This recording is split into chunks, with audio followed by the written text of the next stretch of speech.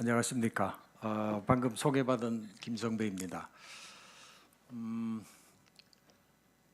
태풍이 오고 그래서 얼마나 오실까 이렇게 생각을 하고 왔습니다만은 많은 분들이 오신 것 같습니다. 반갑다는 말씀을 드리고요. 오늘 제가 말씀드리고자 하는 내용은 여기 제목에 나와 있듯이 통일을 위한 사람의 준비의 사명, 이런 제목으로 이제 말씀을 드리려고 합니다. 사실 저도 이제 이 제목을 좋아하는데 아까 우리 목사님하고 얘기를 하면서 이 제목을 다른 분들은 어떻게 생각하실까 이런 생각을 제가 하게 되었습니다. 무슨 말씀이냐면 제가 이 자료를 준비하면서 제 입장에서 자료를 준비한 것 같아요. 왜냐하면 지금 우리 학교에서 저희가 기독교 통일 지도자 프로그램을 운영을 하고 있고, 그래서 이 자리에서 저희들이 하는 일을 함께 이렇게 나누고 또 여러분들의 기도와 후원을 부탁드리기 위해서 이 자리에 섰습니다만은, 그러다 보니 이제 이 내용이 제 입장에서 좀 이렇게 정리한 내용이지 않은가 하는 생각은 듭니다. 하지만 같이 나눌 수 있는 그런 내용이라고 생각이 되고, 원래 이제 또 이 교수들이 가지고 있는 그 아주 나쁜 특성이 뭐냐면 얘기를 쉽게 하지 않고 좀 이렇게 그룹 잡는 식으로 얘기를 하더라도 잘 이해를 해주시고 말씀을 들어주시면 감사하겠습니다. 우선 그 말씀드리기 전에 이제 저에 대해서 잠깐 말씀을 드리면, 저는 지금 행정학부에서 교수로 있습니다. 숭실대학교. 그리고 계속 이제 평생 숭실대학교 행정학부에서 이제 교수를 했고, 2014년에 그 숭실대학이 통일에 대해서, 통일을 이제 아주 그 학교의 중요한 하나의 방향으로 삼고 연구소도 만들고 할 때 제가 숭실평화통일연구원 원장을 초대로 해서 그걸 만들게 되었습니다. 그러면서 이제 제가 통일에 관심을 갖게 되고 연구원을 운영을 하고 있는 과정에 저희 연구원과 그 연구원 안에 이제 기독교 통일 지도자 훈련 센터를 만들게 됐는데, 영락교에서 이제 많이 참여를 했고, 그러면서 이제 저희 그 연구원하고 센터하고 같이 공동으로 만든 프로그램이 뭐냐면 기독교 통일 지도자 프로그램입니다. 그래서 그 프로그램이 2016년에 만들어져서 지금까지 이렇게 진행이 되고 있고 한데, 그 프로그램이 어떻게 진행이 되고 있고 저희는 그걸 하면서 굉장히 많은 은혜를 받고 있다 이렇게 생각이 돼서 이 자리에서 이제 함께 좀 나누려는 이런 생각을 가지고 있습니다. 오늘 제가 말씀드릴 내용은 간단히 이제 한 가지 문제를 좀 던져보고 저희 프로그램의 그 대학원 과정인데 사람을 준비하는 대학원 과정이다 이렇게 해서 그 안에 이제 말씀드릴 내용은 숭실대학교 기독교 통일 지도자 과정, 그리고 기독교 통일 지도자라는 게 무슨 일을 하는가, 그리고 이제 두 가지 렌즈, 변화를 위한 특별한 역량, 그리고 활동 영역으로서의 도시. 아마 이거는 금방 이렇게 와 닿지는 않을 것 같습니다. 그래서 그거는 이제 설명을 드리도록 하고, 저희가 지금까지 이루어온 일에 대해서 말씀을 드리고 새로운 도전에 대해서 말씀을 드리도록 하겠습니다. 여러분, 통일을 위해서 가장 중요한 일이 뭐라고 생각하세요? 제가 여기 앉아서 이제 생각이 드는 게 기도하는 일 이렇게 생각을 해봤습니다.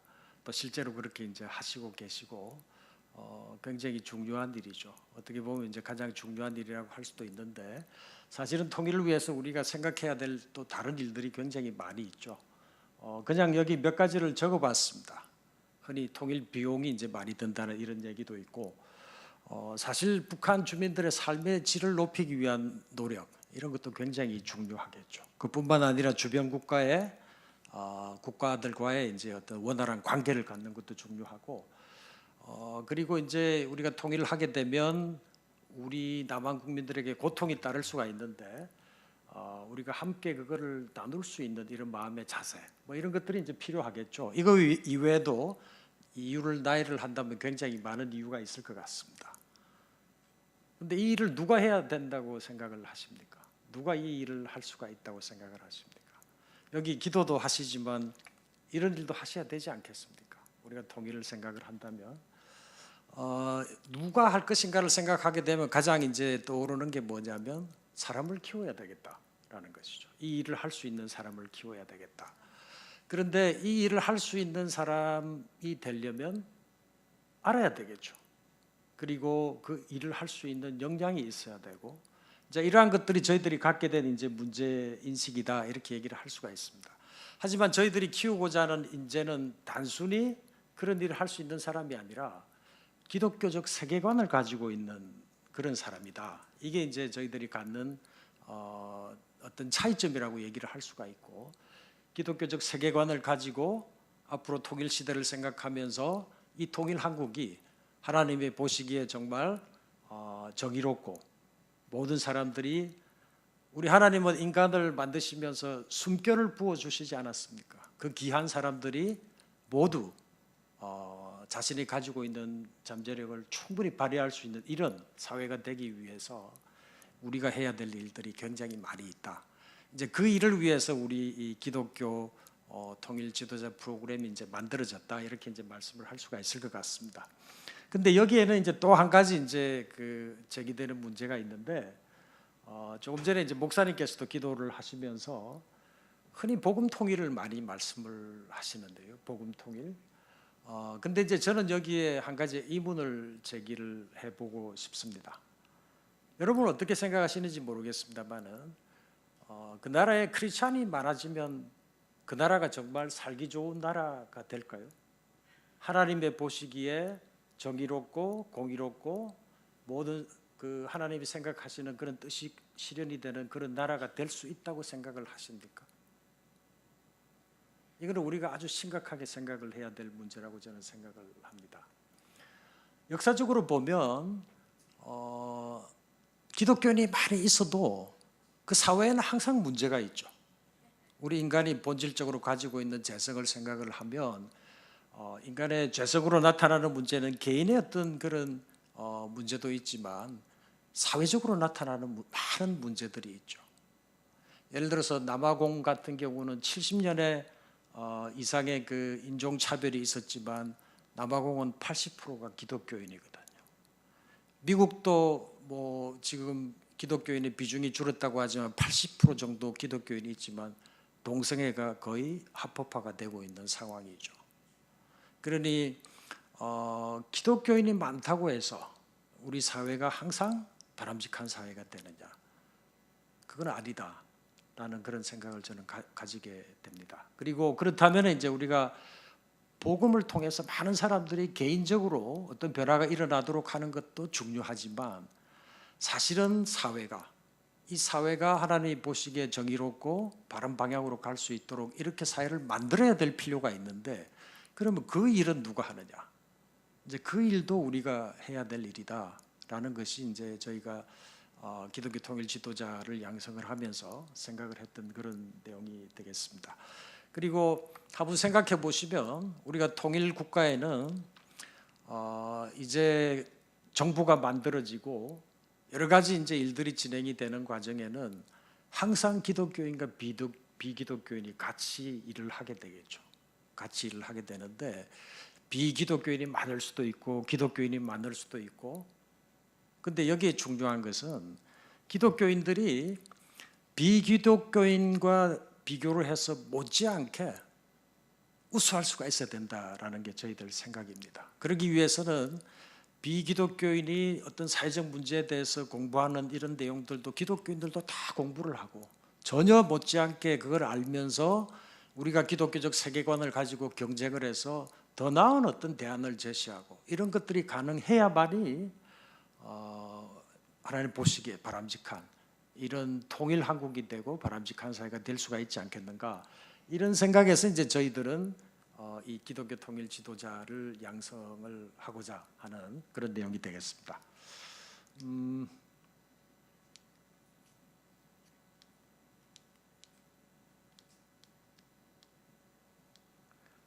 네, 이게 아주 익숙하지 않아서 제가 뒤로 방향을 잘못 잡은 것 같습니다. 그래서 지금 말씀드린 이제 기독교 통일 지도자 프로그램은 2016년에 만들어졌는데 이제 앞서 제가 말씀드린 바와 같이 그러한 인재를 양성하기 위해서는 우리가 기독교적인 세계관을 배우는 것뿐만 아니라 사회과학적 지식이 있어야 되겠죠. 사회과학적.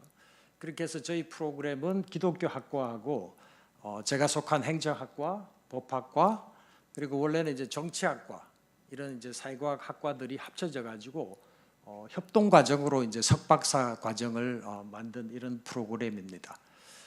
현재 이 프로그램이 어떻게 진행이 되고 있는 것은 뒤에서 제가 말씀을 드리겠습니다만은 이 프로그램을 만들면서 기본적인 것은 오시는 분들이 기본적으로 기독교인들이 많이 오죠. 왜냐하면 이 통일 문제를 대학원에서 다루는 대학원이 우리나라의 경남대학교에 북한대학원 대학교가 있습니다. 근데 이제 기독교적 세계관을 가지고 통일 문제를 다루고자 하는 분들이 거기에 가면은 전혀 기독교에 대해서 얘기를 하지도 않고 하기 때문에 항상 이렇게 목말라 하시다가 우리 학교에 이 프로그램을 만들면서 많이 이제 오시게 됐죠. 그래서 우리는 기독교 학과와 또 통일 선교 신학 이런 것도 이제 강의를 하면서 그 다른 대학원에서 하고 있는 사회과학적인 이런 부분에 대해서 이제 같이 공부를 하는 그런 내용이 되겠습니다. 그래서 아래쪽에 보시면은 저희들이 강의하는 그런 내용들에 대해서 몇 가지를 이렇게 쭉 정리를 해보았습니다.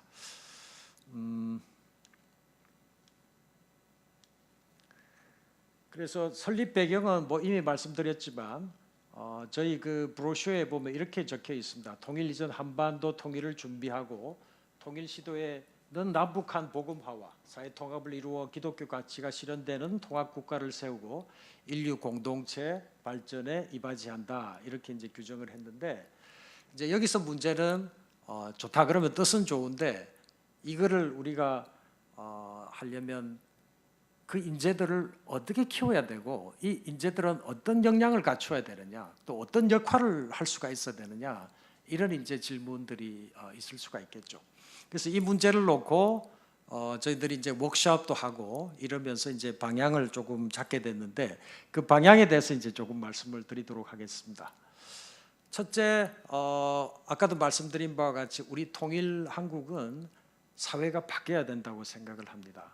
흔히 우리 남한이 그러면 앞으로 통일이 됐을 때 북한도 남한처럼 되면은 살기 좋은 사회가 될 것인가? 저는 절대 그렇게 생각하지 않습니다. 앞으로 통일 한국은 새롭게 이렇게 바꿔야 될 필요가 있기 때문에 모든 영역에서 그 변화가 일어날 수가 있어야 되는데 기독교 통일 지도자는 변화를 일으킬 수가 있어야 되겠다. 변화의 주도자. 영어로 이걸 change agent라고 얘기를 저희들이 했습니다만은 변화의 주도자가 되어야 되는데 이거는 이제 저희들이 어디서 이제 성경에 보시면 창세기에 하나님이 인간을 만드시고 인간에게 그 지구를 관리할 수 있는 그런 이 맨데이트 책임을 주시죠. 책임을. 여기서 이제 바로 그런 아이디어를 얻게 됐고 또 이러한 생각을 또 아주 이 학문적으로 잘 말씀을 해주신 분이 지금 듀크 대학교 제임스 헌터 교수가 To Change the World 여기 보면 이제 이런 얘기를 하고 있죠. 하나님은 인간이 하나님을 존중하고 하나님께 영광을 돌리기를 원하심과 동시에 인간이 세상을 발전시키고 소중히 간직함으로써 인간의 필요성을 충족시키기를 원하신다. 그러니까 이제 하나님께 영광을 돌리는 것도 중요하지만 우리 살고 있는 인간 세상을 그 하나님이 창조하신 귀한 그 사람들이 잘 살 수 있도록 자기들의 가진 포텐셜을 마음껏 발휘하는 인간의 본성이 될 수 있도록 이렇게 만들어가는 것이 중요하다라는 이런 이제 말씀을 주시고 있는 거죠. 변화의 주도자는 이런 일을 해야 된다 이렇게 말씀을 드릴 수가 있습니다. 따라서 변화의 주도자는 하나님의 뜻에 따라 자신의 노력으로 세상을 변화시키는 주체가 돼야 되고, 근데 이거는 이제 개인적인 노력뿐만 아니라 집단적인 노력이 함께 있어야 되고, 사적인 영역뿐만 아니라 공적 영역에서도 이런 이제 변화가 일어날 수가 있어야 된다 이렇게 생각을 합니다. 그래서 이 땅에 하나님의 사랑과 정의의 통치 원리가 구현될 수 있도록 변화를 일으켜야 되겠다라는 것입니다. 변화의 주도자 역할에 대해서 저희들이 이제 나름대로 그려본 그림은 이런 그림이 된다고 말씀을 드릴 수가 있는데요.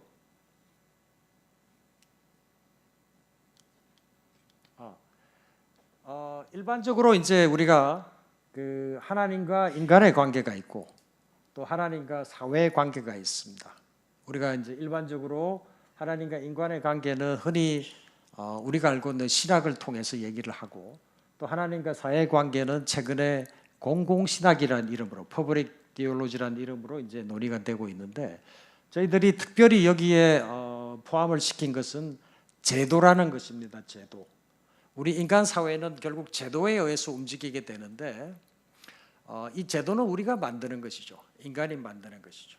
근데 이 제도를 한번 만들어 놓으면 우리를 다시 속박하고 구속하는 것이 제도이거든요.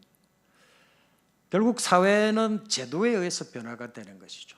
이 제도에는 수많은 것들이 있습니다. 그리고 특히 이제 예를 들면 교회도 제도라고도 볼 수도 있고 교회 제도도 있고 정치 제도도 있고 경제 제도도 있고 자본주의도 있고 사회주의도 있고 민주주의도 있고 하여튼 우리가 제도라고 하면 수많은 그런 것들이 있는데 결국은 우리 인간 사회는 제도에 의해서 움직이게 되는데 하나님은 우리가 지금 운영하고 있는 이 제도에 대해서도 하나님의 보시기에 합당한 방향으로 갈 것을 원하실 것이다 이렇게 이제 생각을 하게 된 것이죠. 그리고 이 제도가 결국은 사람을 어떤 바람직한 사회로 가도록 이렇게 유도하는 측면도 있기 때문에 그런 측면에서 변화의 주도자는 특히 제도를 잘 알아야 되겠다. 그래야만이 사회가 변화가 될 수 있겠다. 이런 이제 생각을 저희들이 하게 된 것입니다.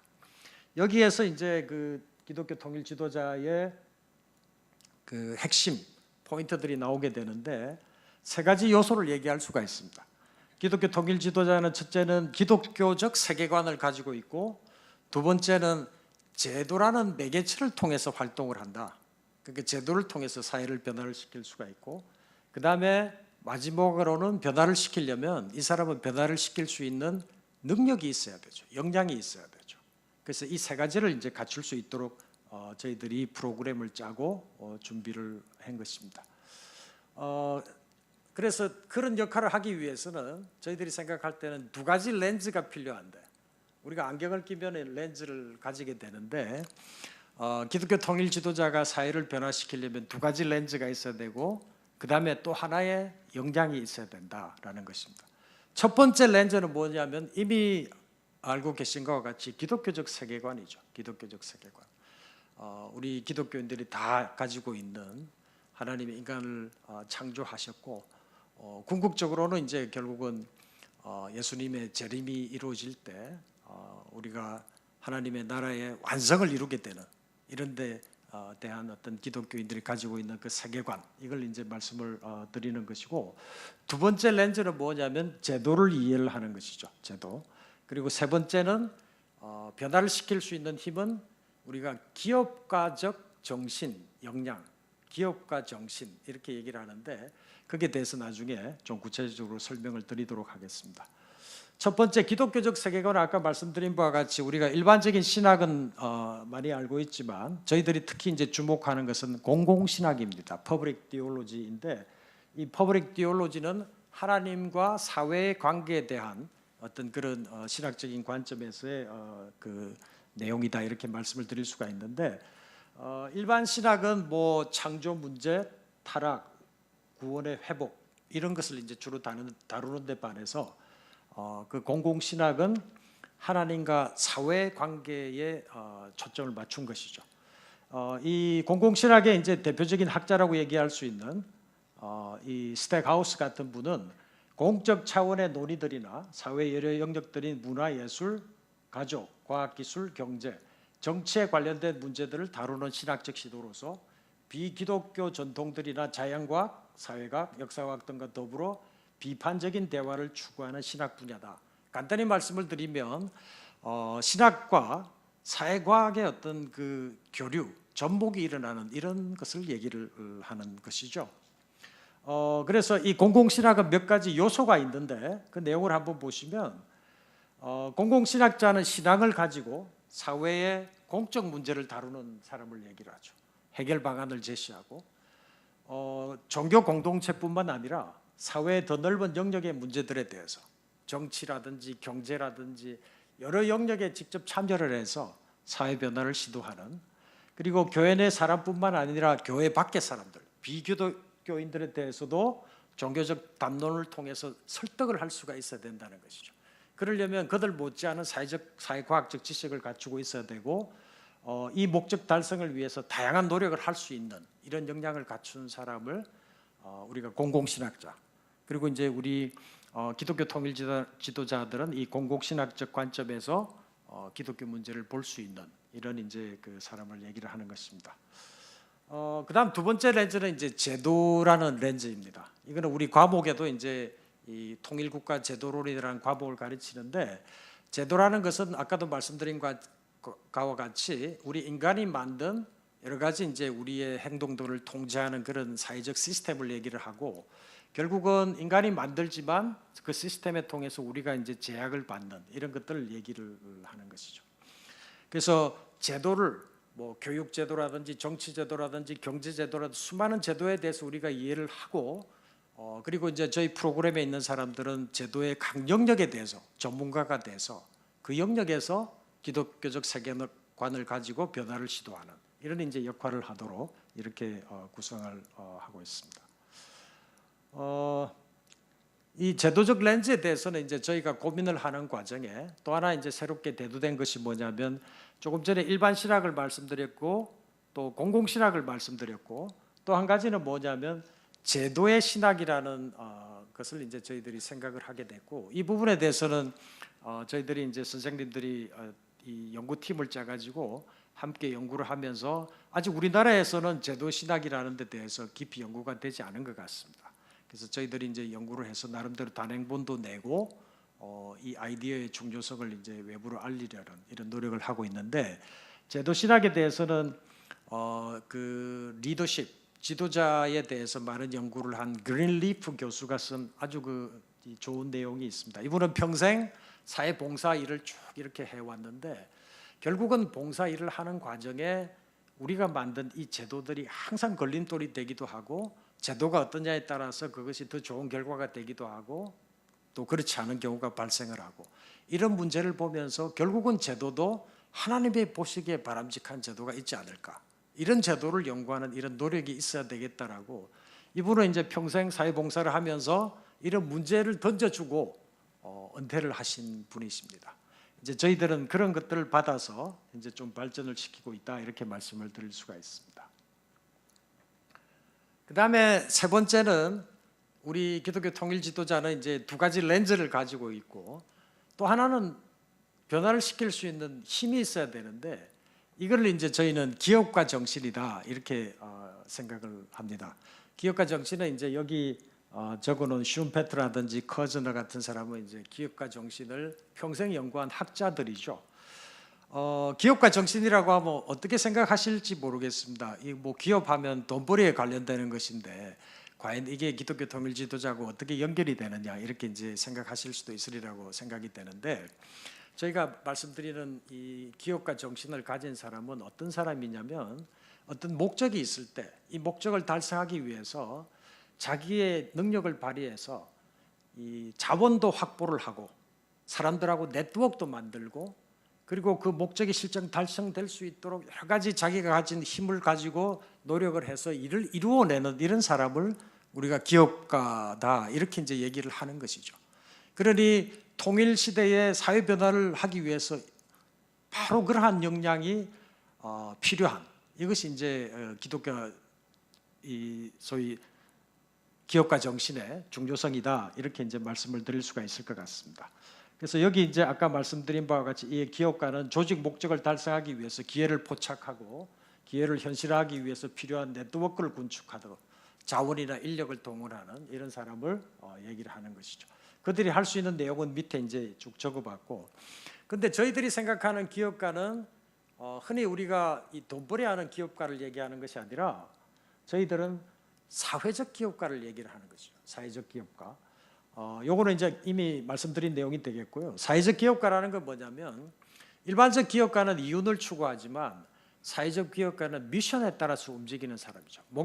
목적을 추구하는 이런 이제 사람이고, 경제적 이익보다는 자기 미션에 따라서 사회적 가치 창출이라는 궁극적인 목표를 위해서 일하는 사람. 경우에 따라서는 개인적 이익보다는 남을 위하는 노력, 희생하는 그리고 목적을 달성하는 이런 쪽에 이제 노력하는 사람을 사회적 기업가다 이렇게 이제 얘기를 하는데 요거는 이제 사회적 기업가와 기업가의 차이점을 이렇게 쭉 정리를 한 내용이 되겠습니다. 그래서 여기 이제 비교를 한번 보시면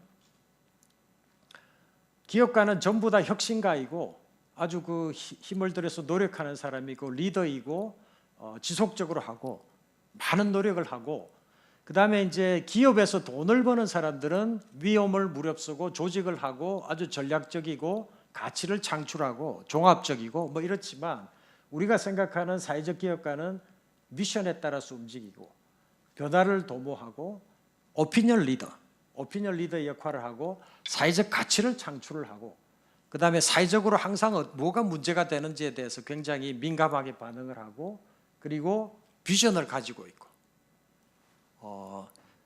일반적으로 기업에 있는 기업가들과 같은 역량을 가지고 있지만 목적이 다른 것이죠. 이런 사람을 저희들이 양성을 한다 이렇게 이제 말씀을 드릴 수가 있겠습니다.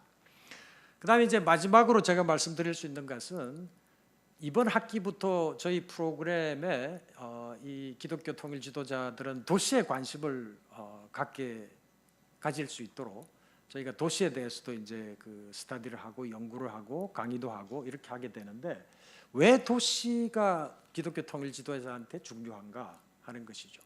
그래서 우리가 도시라고 하면 지금 여러분이 살고 계신 서울이 다 도시 아닙니까? 우리나라에서 가장 큰 도시이고 현대는 도시의 시대다 보통 이렇게 얘기를 하죠. 아마 잘 모르시겠지만 전 세계 인구가 2007년에 50% 이상이 도시에 살게 됐죠. 전 세계에서 도시는 땅의 면적이 한 2%밖에 되지는 않습니다. 하지만 이 도시에는 전 세계 인구의 반 이상이 살고 있고 그보다 경제 활동으로 가서 예컨대 생산액이라든지 이런 걸 보면 60% 70% 이상이 전부 다 이 조그만 도시에서 다 일어나죠. 그런데 세계화가 진행이 되고 하면서 도시에 사람이 몰리는 폭이 과거와 달리 엄청나게 빠르게 진행이 되고 있죠. 지금은 도시화가 중국이라든지 인도네시아라든지 인도라든지 이런 나라들에서 주로 일어나고 있는데 이 도시로 몰리는 사람의 비중이 엄청나죠. 그래서 지금 이제 세계 많은 학자들이 우리가 산업혁명 이후에 산업화가 일어나면서 도시화가 진행이 돼서 그걸 1차 도시화라 그러고 지금 이 시대에 일어나는 그러니까 개발도상국을 중심으로 일어나고 있는 도시로 사람이 몰리는 현상을 제2의 도시화 시대라고 하는데 우리가 통일한국을 한번 생각을 해보시죠. 사회주의 국가는 정부가 통제를 하기 때문에 도시에 사람 몰리는 비중이 자본주의보다는 작죠. 그런데 체제가 바뀌게 되면 북한 경제도 결국 시장의 힘에 의해서 움직이게 되죠. 그러면 북한의 사람들이 어디로 가느냐면 도시로 몰리게 돼요. 도시로. 그런데 흥미로운 것은 사회주의 국가 체제 전환이 일어났을 때 정부가 통제하는 상황에서는 이 사회주의 국가의 도시에서는 사회 문제가 그렇게 크지가 않았습니다. 예를 들면은 빈곤의 격차라든지 이런 게 크게 문제가 되지 않다가 자본주의 경제가 이 힘을 발휘해서 사회 변화를 일으키기 시작하면서 나타나는 게 뭐냐면 사회주의 국가들의 도시에서 빈곤의 문제, 격차의 문제, 차별화의 문제, 자본주의가 가지고 있는 나쁜 현상들이 그대로 다 나타나기 시작하는 것이죠. 앞으로 우리가 통일이 됐을 때 북한 사회 변화는 기본적으로 도시에서 출발이 되고 도시에서 일어나게 될 것입니다. 그런데 이 도시에 일어나는 문제들이 현재 우리 도시가 가지고 있는 문제, 이런 문제들이 그대로 이제 나타나게 될 수가 있기 때문에 결국은 우리 기독교 통일 지도자들이 두 가지 렌즈를 갖추고 기업가적인 역량을 갖추고 활동을 하려고 할 때 어디서 하느냐면 도시에서 활동을 하게 되는 것이죠. 그러려면 도시를 알아야 된다는 것이죠. 도시를. 그렇게 해서 도시를 저희들이 이제 이 교육의 중요한 내용으로 포함을 해서 이번 학기부터 이제 강의를 하게 되는데 제가 이걸 준비하면서 이 도시의 선교를 해서 아주 성공적인 선교를 이루어낸 팀 켈러 목사님이 계시죠. 팀 켈러 목사님은 지금 뉴욕의 리디머 처치의 이제 그 목사님이신데 이분이 신학대학 교수를 하시다가 뉴욕에 가서 그 당시만 하더라도 뉴욕은 어떻게 보면 뭐 가장 사악한 도시로 이렇게 인식이 되던 곳이었지만 이분이 도시의 선교, 도시 선교가 제일 중요하다 이런 인식을 하고 뉴욕에 들어가서 지금까지 리디머 처치가 뉴욕의 대형 교회로 성장을 했죠. 5천 명이 넘는 큰 교회로 성장을 해서 팀 켈러 목사님의 이 도시 선교가 아주 유명한 하나의 그 선교의 성공 사례가 됐는데, 그분이 말씀하신 것 중에 우리가 선교를 하기 위해서는 아프리카 오지를 가고 많이 이렇게 가는데 지금 시대는 그게 아니라 뉴욕에 선교하면 그게 해결이 되더라는 것이죠. 무슨 얘기냐면 전 세계에서 이민들이 어디에 모이냐면 뉴욕에 다 모이죠. 그러니까 팀 켈러 목사님 교회에서 선교를 받은 사람이 자기 부모님이 필리핀의 시골에 있으니 그분께 연락해서 또 그분을 전도하고 뜻하지 않게 그런 전도가 일어나죠. 아프리카에서 온 사람, 뉴욕에 수많은 전 세계에서 모인 사람들의 커뮤니티가 있는데 이 커뮤니티에 있는 사람을 전도를 하니 그들이 자기가 있던 곳에 다시 전도를 하게 됨으로 해서 이제는 우리가 아프리카 오지까지 선교를 가지 않아도 그 성공할 수 있는 가능성이 여기에 있다, 이렇게 이제 그 말씀을 하고 있죠, 팀 켈러 목사님이. 그래서 이분은 지금은 은퇴를 하신 것 같아요. 하지만 은퇴하셔가지고 소위 메가시티, 초거대 도시 선교를 앞으로 이제 사명으로 선택을 하셔서 계속 이제 연구도 하시고 책도 쓰시고 이러고 있는 것 같습니다. 그래서 이번에 저희가 도시에 대해서 얘기하는 그 내용은 통일국가의 도시 지역, 그리고 이제 도시민, 북한의 여러 도시들에 대해서 거기 살고 있는 사람들이 어떤 사람들인지 하는 연구, 이걸 우리가 도시 문화 연구라고 얘기를 하고 있고, 그 다음에 이제 북한의 도시를 알아야 되기 때문에 자세한 정보들을 모아서 북한 도시를 소개하는 이런 강의들이 이번 학기에 진행이 될 것입니다. 자, 이게 이제 저희들이 기독교 통일 지도자, 통일 시대에 우리가 복음 통일도 중요하지만 하나님이 보시기에 좋은 사회로 만들어가는데 직접 나서서 뛰어들어서 노력할 수 있는 각 영역에서 전문가로서 그 자기 전문성을 갖추고 또 변화를 일으킬 수 있는 능력을 갖추고 이런 사람을 이제 양성하는 노력을 하고 있는데, 현재까지 저희가 2016년에 만들어 가지고 2018년 현재 74명의 학생이 있습니다. 석박사 과정의 학생이 있는데, 제가 그 뭐 거의 평생 이 대학에 있으면서 대학원을 운영도 하고 했지만 2년 만에 이렇게 만들어진 것은 정말 기적이죠. 굉장히 빠르게 성장한 이런 프로그램입니다. 우리가 74명 중에 박사가 48명, 석사가 26명, 그리고 여기에 50명의 목회자들이 참여를 하고 계세요. 전국에서. 우리가 강의를 하면서 어떤 때는 굉장히 감동을 받는 게, 이분들이 목사님들은 주로 월요일 날 강의를 들으시잖아요. 근데 이분들이 시골에서 그냥 이 월요일 강의 때문에 기차를 타고 와서 하루 종일 강의를 듣고 가고 하는 걸 보면서 이 교수들이 그 목사님들을 위해서 열심히 안 할 수가 없죠. 그걸 저희들이 보게 됩니다. 그리고 24명의 일반인들 가운데는 NGO, 기업인, 방송인, 학생, 주부, 사명의식을 가진 분들이 참여를 하시는데, 제가 이제 그동안 이 프로그램 처음부터 들어오는 학생들을 다 면접을 했습니다. 면접. 근데 이제 늘 제가 얘기를 하지만 면접하면서 느끼는 건 뭐냐면, 정말 신앙 간증을 듣는 것 같구나. 대학원 입학 시험이 아니라 이분들이 다 사명감을 가지고 참여를 하시거든요. 그러니 어떻게 사명감을 갖게 됐고 내가 뭘 앞으로 할 것이고 그 대학원 진학하는 학생들을 그렇게 명확한 목표의식을 가지고 오는 사람은 잘 없었다, 이렇게 말씀을 드릴 수가 있을 것 같습니다. 그리고 여기에는 탈북자들이 또 있습니다. 탈북자들, 목사님도 있고 가장 최근에는 2015년에 탈북한 청년도 있죠. 이 청년의 얼굴을 보면 처음 왔을 때는 정말 얼굴이 어떻게 보면 아주 몰골이 그랬는데, 이 시간이 가면서 얼굴이 펴지고 하는 걸 보면서 거기서 또 저희들이 또 보람을 느낄 수도 있고요. 이분들은 통일이 되면 모두 다 북한으로 가서 거기서 자기들이 그 북한을 위해서 노력하겠다 이런 걸 이제 강하게 뜻을 피력을 하십니다. 현재 이게 이제 저희들 프로그램이 진행되고 있는 상황이고요. 저희들은 몇 가지 도전을 가지고 있습니다.